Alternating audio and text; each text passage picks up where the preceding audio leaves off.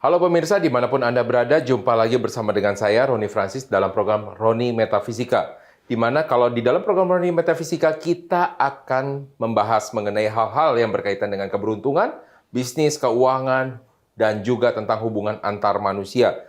Khususnya di episode kali ini, kita masih tetap akan membahas tentang sesuatu hal yang pastinya juga Anda ingin tahu, yaitu tentang supervisor ataupun bos Anda. Bagaimana tentang diri mereka dan apa yang dapat kita lakukan? Mari kita lihat pada layar di belakang saya ini.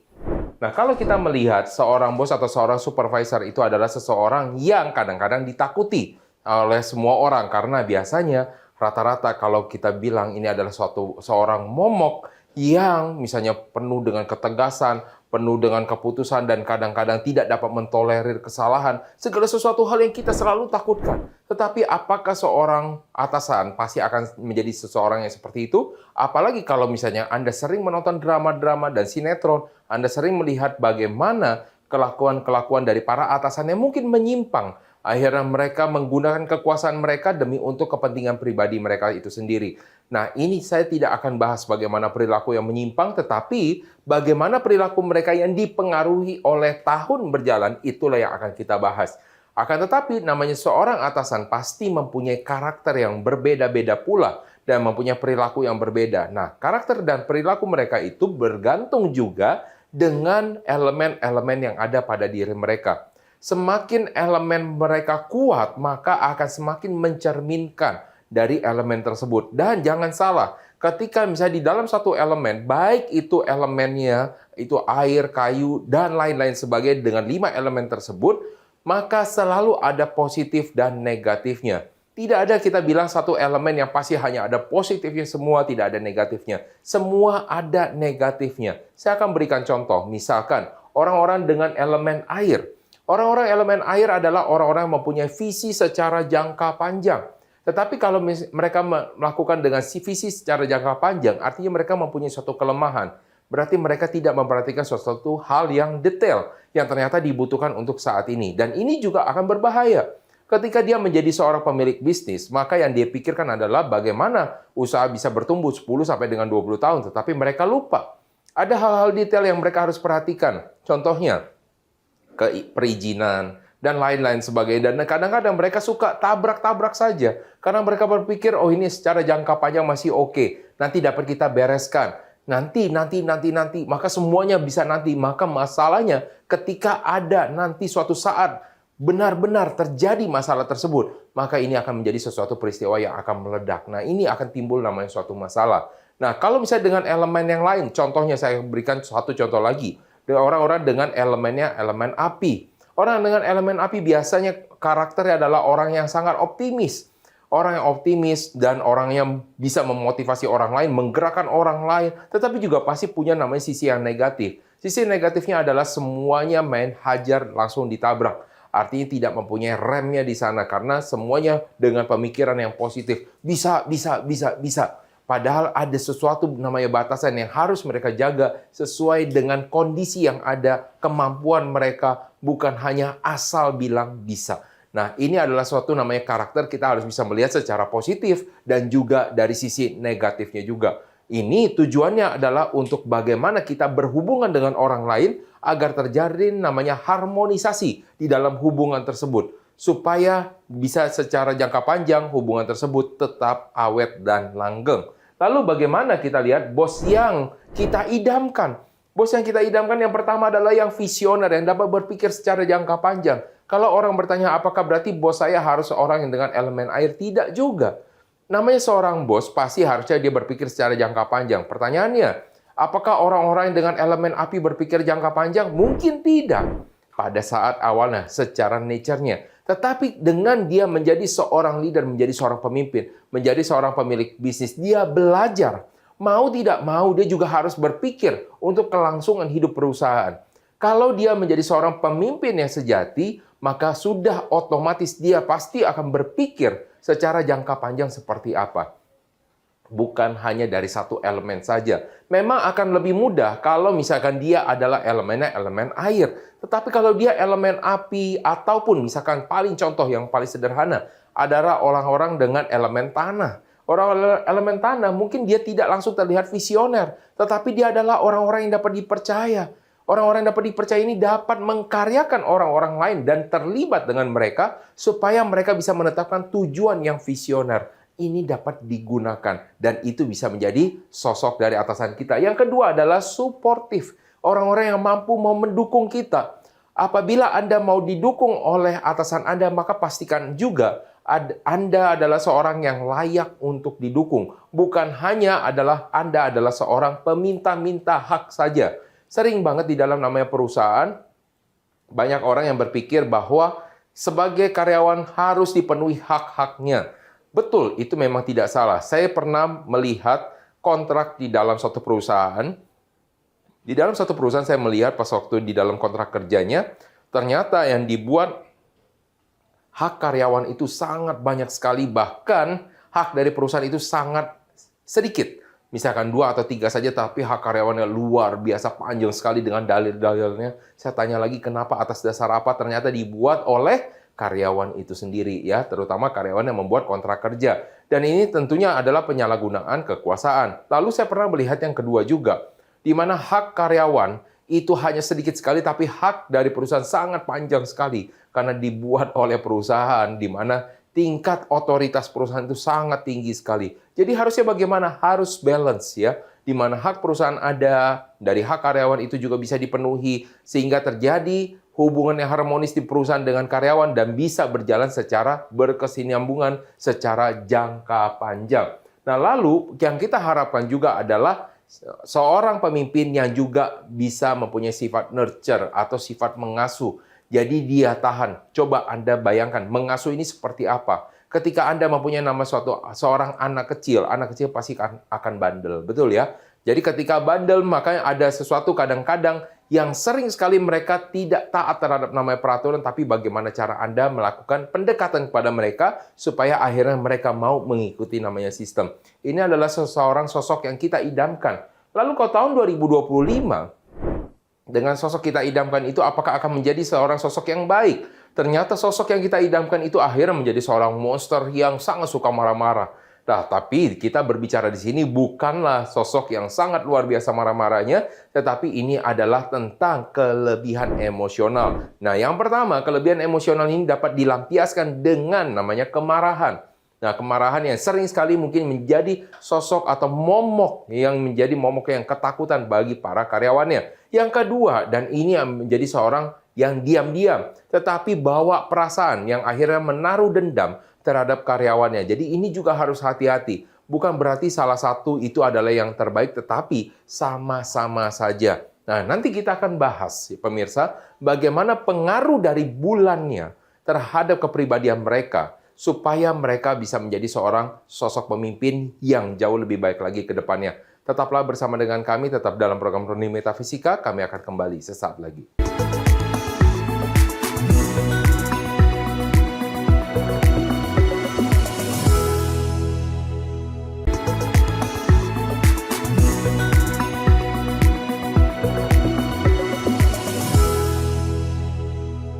Baik pemirsa, kita lanjutkan lagi tentang bagaimana seorang supervisor bisa menjadi lebih baik lagi di kedepannya dan bagaimana pengaruh tahun ini terhadap kepribadian mereka bekerja di dalam perkantoran, lingkungan kantor, apakah menjadi lebih baik ataupun menjadi lebih buruk. Apakah betul sekarang pada tahun-tahun ini dia menjadi seorang lebih pemarah? Nah, kita lihat dari bulan kelahirannya. Dulu kita sudah pernah membahas dari bulan Januari sampai dengan bulan April. Sekarang kita akan membahas mulai dari bulan Mei. Apa yang terjadi pada diri mereka? Yang pertama, orang-orang kelahiran pada bulan Mei. Mereka akan menjadi seorang bos yang sangat-sangat sibuk sekali. Nah, karena kenapa mereka mempunyai suatu tambahan pekerjaan? Karena mereka dipercaya sama atasannya lagi. Jadi coba Anda bayangkan di dalam suatu perusahaan dan semua atasan Anda bulan Mei, mereka sibuk, yang atasannya juga sibuk, jadi tidak ada yang memperhatikan dari timnya mereka. Nah, lalu bagaimana dong kalau misalnya mereka semua sibuk? Tidak ada yang mengasuh, ini bukan berarti mereka tidak care, tidak perhatian dengan Anda, tetapi memang karena load atau memang pekerjaan mereka memang sangat-sangat padat.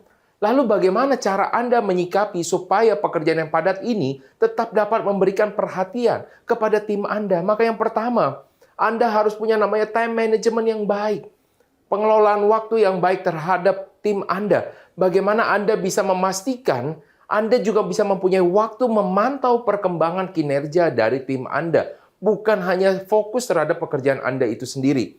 Karena dengan tim yang baik, Anda dapat mengerjakan jauh lebih banyak dibandingkan Anda mengerjakan sendiri. Yang kedua, setelah Anda sudah bisa memanage waktu dengan baik, yang kedua, Anda juga harus menjadwalkan, bukan tadi memanage waktu untuk secara sehari-hari, menjadwalkan untuk bisa berkomunikasi intens dengan karyawan Anda. Memang tidak semuanya, tetapi Anda harus memberikan satu ruang jadwal khusus bagi karyawan yang ingin Anda tingkatkan. Mungkin yang ingin Anda tingkatkan di sini yang pernah mempunyai masalah dulu tapi baik, atau misalnya yang baik bisa menjadi turun drop kinerjanya, dapat Anda manfaatkan waktu ini. Nah, ketika Anda sudah bisa memanfaatkan waktu ini, tidak perlu banyak, tapi Anda harus menyediakan. Anda harus plot waktu khusus. Karena kalau Anda cari, Anda tidak akan pernah bisa menemukannya. Anda plot waktu khusus. Ya, bisa Anda tetap setiap hari Senin, mau apapun yang terjadi, mau berapa banyak apapun yang terjadi, yang sepenting apapun juga, asalkan tidak mengganggu dampak perusahaan, kinerja perusahaan secara jangka panjang, saya akan melakukan untuk konseling dengan anak buah saya. Nah, itu bisa dapat dilakukan 1 jam saja, tidak perlu lama. Ya, itu juga sudah cukup. Ya, perhatian seperti ini akan membawa dampak yang berbeda. Yang ketiga, supaya Anda juga ikut terlibat dengan tim Anda, maka yang ketiga, Anda jadwalkan meeting reguler. Ya, meeting reguler ini bukan hanya dengan satu karyawan, tetapi meeting koordinasi semuanya.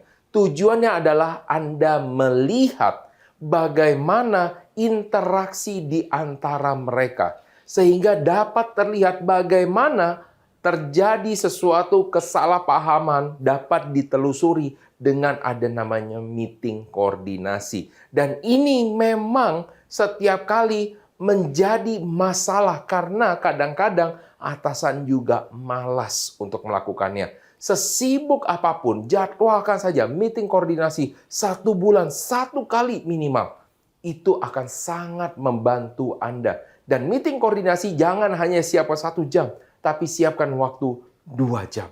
Dalam setiap bulan, 2 jam itu sudah sangat-sangat cukup. Lalu apakah itu harus di jam kantor? Anda dapat menjadwalkan ini juga di luar daripada jam kantor. Terserah Anda bagaimana cara Anda melakukannya. Jadwalkanlah 1 bulan 1 kali untuk melakukannya. Lalu bagaimana kalau kita lihat orang-orang yang lahir pada bulan Juni?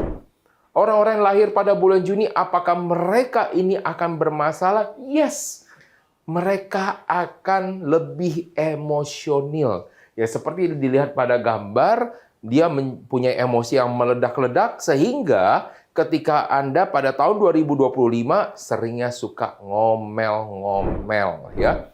Bagi atasan Anda yang laki-laki, hati-hati, nadanya semakin tinggi. Untuk bagi atasan Anda yang perempuan, semakin banyak yang dibicarakan atau mengeluhnya banyak sekali. Semua dikeluhkan, bahkan hal-hal kecil pun juga dikeluhkan. Nah, kalau misalnya hal kecil aja dikeluhkan, bagaimana Anda dapat membina dari tim Anda? Nah, sedangkan Anda sendiri juga mempunyai namanya suatu masalah, yaitu Anda sendiri tergerak emosinya untuk lebih cepat marah. Dan kadang-kadang yang namanya kesadaran bahwa telah melakukan kesalahan, bahwa Anda sadar bahwa Anda keliru, itu selalu ada namanya penyesalan. Dan penyesalan itu selalu adanya di belakang. Nah, oleh karena itu, jadi gimana supaya tidak terjadi penyesalan? Wah, saya punya karyawan yang bagus, tapi gara-gara saya marahin waktu itu, saya lepas kontrol, saya lepas kendali. Supaya saya tidak terjadi seperti ini, bagaimana ya? Jangan sampai ini terjadi pada diri Anda, karena mempunyai karyawan yang dapat diandalkan itu susah. Tetapi ketika Anda dapat dan ternyata Anda lost control, tidak dapat mengendalikan diri, dan akhirnya dia baper, dan akhirnya meninggalkan Anda. Anda kehilangan aset yang dapat Anda percaya. Lalu bagaimana caranya supaya Anda dapat memelihara karyawan Anda ini? Maka yang pertama, tunda seluruh reaksi Anda. Apapun yang terjadi, tunda seluruh reaksi. Ya, jangan langsung, Pak, minta keputusan ini langsung diberikan keputusan. Jangan, tunda keputusannya. Berapa lama? Tunda sampai Anda juga bisa membuat diri Anda tenang terlebih dahulu. Karena ketika emosi Anda sedang tinggi, maka logika atau rasional Anda menurun. Ketika emosi Anda turun, maka logika Anda yang akan naik. Tunda reaksinya. Ya, tunda reaksi bukan artinya Anda adalah seorang yang lambat, tetapi menunda reaksi menunjukkan tingkat kemampuan Anda melakukan pengendalian diri.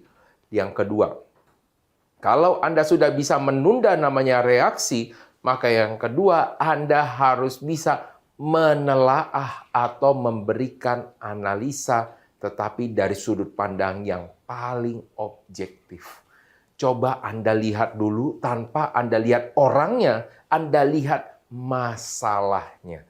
Jangan Anda lihat orangnya, lihat masalahnya dulu. Karena dengan itu Anda tidak menyalahkan pribadi, tetapi Anda mendapatkan suatu solusi dari semua masalah-masalah yang ada.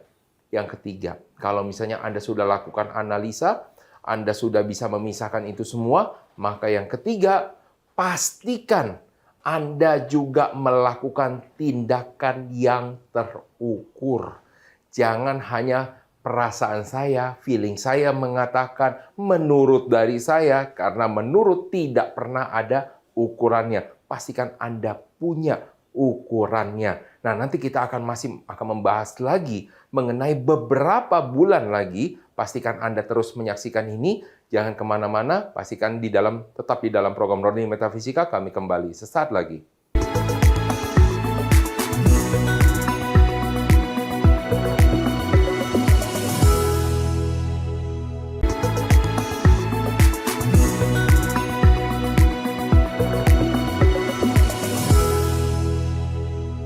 Baik pemirsa, kita masih akan ada beberapa bulan yang akan kita bahas bagaimana supervisor atau atasan Anda berperilaku pada tahun 2025. Dan harapan dari kami adalah Anda melakukan aplikasi supaya Anda juga dapat memanfaatkan tahun 2025 sebagai suatu peluang bagi Anda di masa depan. Dan akhirnya Anda juga bisa menjadi seorang leaders atau pemimpin-pemimpin yang dapat diandalkan dan bisa menjadi contoh. Ujungnya Anda akan menjadi seorang pemimpin yang inspirasional, di mana semua orang ingin mendapatkan seorang pemimpin seperti diri Anda. Keren kan? Kalau misalnya Anda dapat melakukan aplikasi tersebut. Nah, seperti apa kalau kita sudah membahas sebelumnya yang lahir pada bulan Mei dan bulan Juni, lalu bagaimana yang lahir pada bulan Juli? Yuk, mari kita lihat pada layar di belakang saya ini.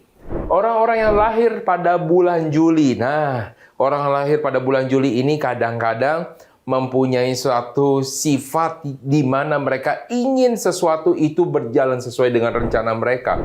Orang-orang ini adalah orang-orang yang berpikir secara jangka panjang, terutama jangka panjangnya untuk secara planningnya.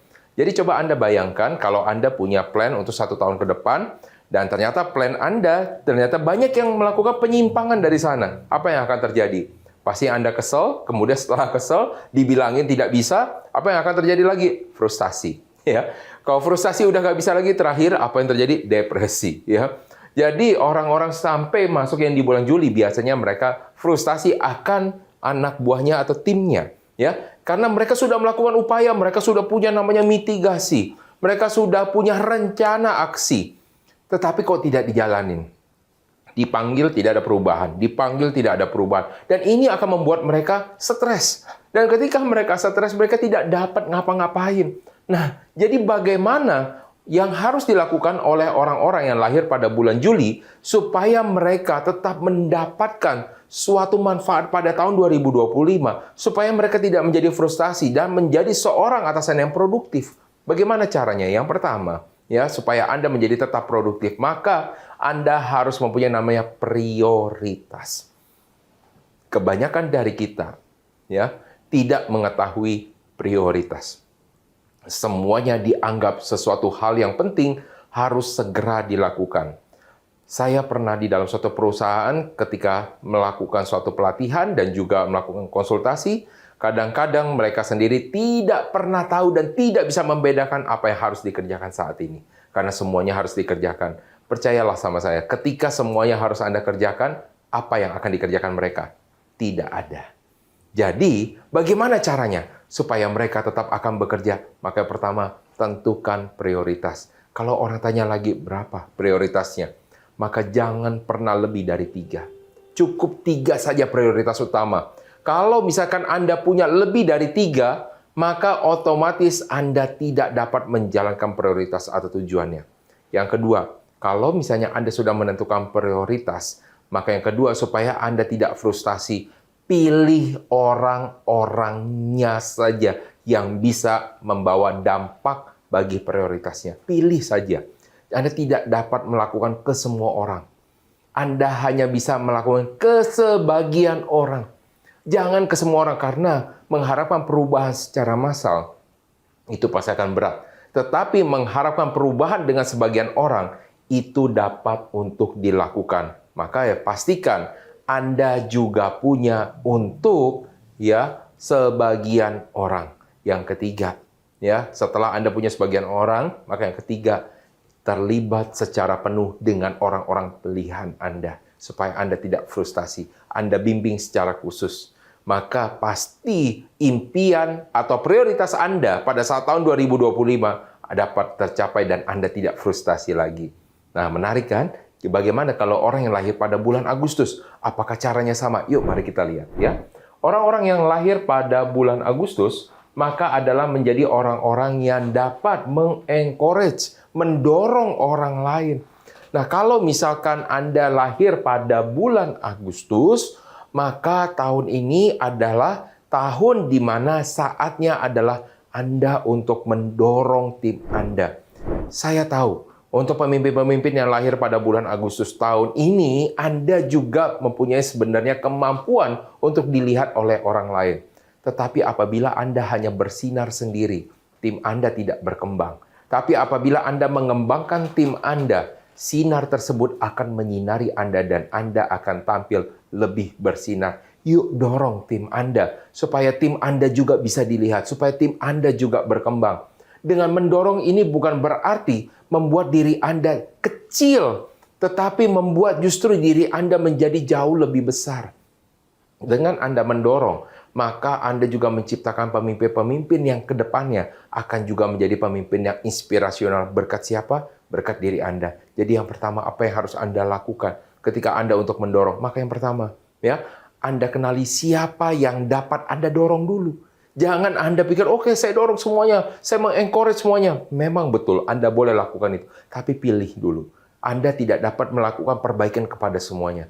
Tetapi perbaikan kepada sebagian orang itu akan bisa. Pilih orang-orangnya. Yang kedua, setelah Anda pilih orangnya, Anda analisa kemampuan dan kompetensinya. Tidak semua orang itu cocok di dalam semua bidang. Tidak. Anda lakukan analisa dulu. Kelebihan, kekurangan, kompetensi, kemampuannya dia. Anda pilih dulu. Setelah Anda sudah pilih dan Anda sudah tahu, siapa yang mau dikembangkan, Anda sudah pilih, maka yang ketiga, panggil orangnya pribadi. Nah, ini penting. Yang terakhir panggil orangnya pribadi per pribadi. Tujuannya adalah mereka mengetahui, mereka mendapatkan support secara pribadi, bukan secara dari massal. Tujuan ini akan membantu Anda. Yang pertama adalah Anda mendapatkan full komitmen dari mereka. Yang kedua, Anda menjadi sumber pengharapan mereka, yang akhirnya mereka mau bekerja go extra mile. Bekerja jauh lebih banyak daripada yang diwajibkan, diharuskan. Karena mereka ini adalah orang-orang yang sebenarnya mereka juga butuh untuk mau naik karirnya. Kalau Anda tanya di perusahaan, siapa yang tidak mau naik karirnya? Semua mau naik karirnya. Tetapi tidak semua orang mau untuk berubah. Maka dengan memilih orang-orang yang mau untuk berubah, mau untuk didorong, mempunyai kemampuan dan kompetensi untuk mau berubah, ini akan membawa mereka menjadi seorang pemimpin yang qualified untuk di masa depan. Dan ketika mereka menjadi qualified di masa depan, Andalah yang menjadi sumber pencerahan mereka. dan nama Anda akan lebih bersinar sebagai seorang pemimpin yang inspirasional, bukan karena lip service, tetapi Anda menciptakan suatu dampak yang bukan hanya dirasakan oleh orang tersebut, tetapi juga dirasakan oleh perusahaan. Nah, ini yang kita bahas pada episode kali ini sampai dengan di bulan Agustus. Masih ada beberapa bulan lagi yang belum kita bahas dan Anda dapat menyaksikan pada episode berikutnya. Maka pemirsa selalu saksikan program Roni Metafisika karena kami selalu menyajikan bukan hanya dari segi soal keberuntungan, bisnis, keuangan, hubungan antar manusia, dan lain-lainnya. Saya Roni Francis pamit undur diri, sampai jumpa di episode berikutnya.